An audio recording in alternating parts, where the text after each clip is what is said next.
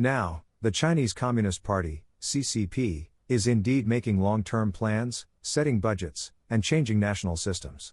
However, the critical part is failing, meaning that because the existence of the Communist Party itself is flawed, the plans do not unfold as intended. Communist countries execute plans using national power, so one might think these plans would work to some extent. But, for example, in the manufacturing industry, China aimed to increase the self-sufficiency rate of semiconductors, but it hasn't gone as planned. In fact, for critical components, they still rely heavily on imports. If imports were completely cut off, China wouldn't be able to produce EVs. This means that China isn't in a position to take a domineering attitude towards foreign countries. The reality is that China is much like this. Regarding semiconductors, EVs, and so forth, there are many experts who have released a lot of information about China's long-term plans and current situations. This time, I would like to discuss China's plans related to the medical sector, which we introduced at the beginning of this year on this channel. There aren't many people talking about this outside this channel, so I'll briefly discuss what the CCP is plotting. China is aiming to nurture industries related to cutting-edge medicine and ultimately capture a global market share. By cutting-edge medicine, I mean specific fields which we've covered in previous videos. If you want more details, please watch those past videos. In relation to today's topic, globally, there's a paradigm shift occurring in medicine, similar to the transition from gasoline engines to EVs in the automotive world. Regardless of how this change will unfold, a new concept of treatment, which was previously non-existent, is being put into practical use. Hence, in the world of medical devices and drugs that have been used until now, there are already companies worldwide actively competing, and the CCP's strategy is to establish dominance in these new fields. This discussion is akin to saying that just as China's presence in the global semiconductor industry isn't increasing, the same goes for the medical field where the CCP's plans will likely not succeed as intended. Let's start with the latest news. In China, articles are being deleted one after another.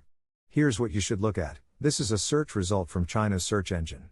Recently, information has spread about a very large hospital in Heilongjiang province suddenly going bankrupt. By the way, as a piece of trivia, in Japan, when we say first, second, or third class, the best is the first class. In China, it's the opposite. Among first, second, and third class hospitals, the largest and highest ranked are third class hospitals. So, when Chinese say third class hospital, a Japanese might think, oh, just third class. But actually, it's the largest. This third class hospital in Heilongjiang, which is huge, has stopped accepting new patients, and no consultations are taking place. Even patients who were in treatment are being discharged. Since February 7th, information has been spreading on social media that such a massive hospital has ceased operations. However, the scale of the hospital in question is significantly larger than even a regional core hospital in Japan. Initially, people thought it might be a hoax, leading many to go to the site to verify the situation with their own eyes. The hospital in question is called Heilongjiang Dongshan Nank Hospital. Here are some images to show you the scale of this hospital. As you can see, it's an incredibly large hospital, something rarely seen even in Japan due to its scale. Although China has many large hospitals due to its population, this hospital, which has been operational since 2018, has 1,680 beds and employs over 1,700 people. The sudden halt in operations is like a bolt from the blue, causing a stir locally. Journalists went to investigate these rumors, but many articles, while appearing in search results, are inaccessible when clicked. However, I managed to find an article that hasn't been deleted yet. According to this article, the unusual situation at the hospital became a topic on the internet on February 7th. As seen in the video, this is an enormous hospital, and for it to suddenly stop operations is an extraordinary anomaly.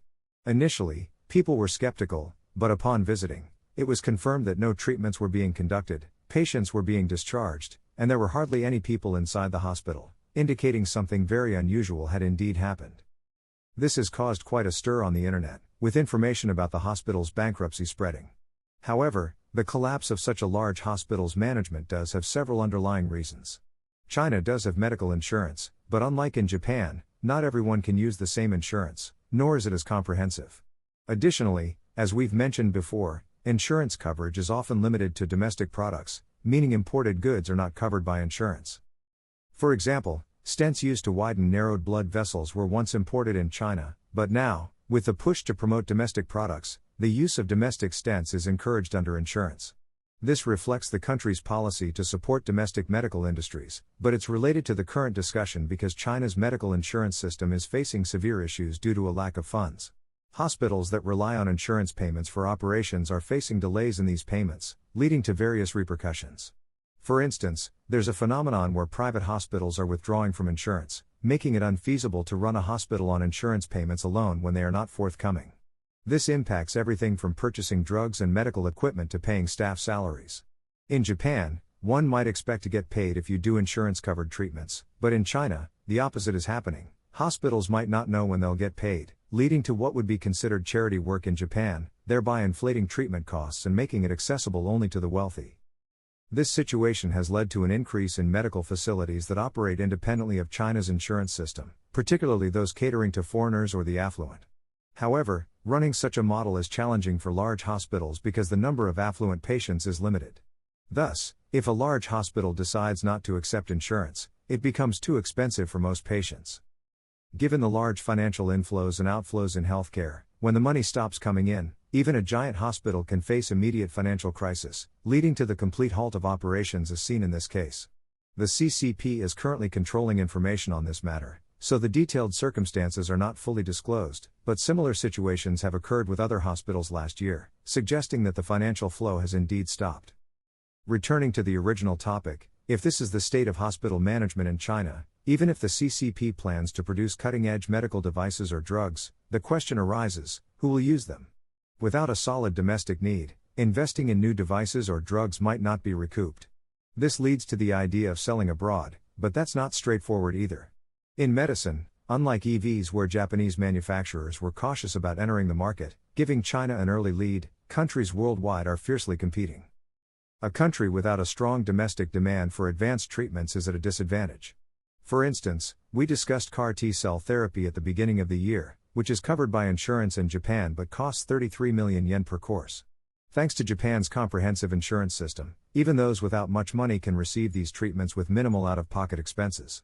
This means doctors can provide necessary treatments without considering patients' financial status, which is not the case in China where hospitals might lack the funds to implement such treatments even if they wanted to because patients can't afford them. This reflects not only on patient care but also on the growth of medical industries. With increasingly expensive treatments becoming more common, how insurance is managed will be crucial. If people start moving to Japan for treatment under its insurance, the system could collapse. One treatment might cost tens of millions, and if many people start using this, technology development could lead to cost reduction, similar to how genome sequencing went from being a costly, lengthy process to something more accessible today. However, if treatments are this expensive, and if people from around the world come to Japan for treatment, no matter how much insurance premiums are collected, it wouldn't be enough unless there's a separate system for foreigners or higher fees for them. Insurance-based treatments are prone to moral hazard, but this is another topic. Back to China, establishing a presence in cutting-edge medicine requires not only funding research or sending students abroad but also ensuring a sufficient number of patients who can use these advanced treatments. The problem in China is that even basic treatments are out of reach if you don't have money, let alone cutting-edge ones. If the ultimate goal of medicine is to help patients, not just to make money, then the CCP's approach of trying to profit from cutting-edge medicine might not succeed. The core idea in medicine should be that new technologies save many lives, which in turn generates revenue, not the reverse. Therefore, a country where technology exists but no one benefits from it cannot lead in medicine. So, which country will lead in the development of these new technologies? Well, according to Mr. Hayashi, who appeared in my dream the other day, it will be Japan. That's all for today's discussion. See you in the next video.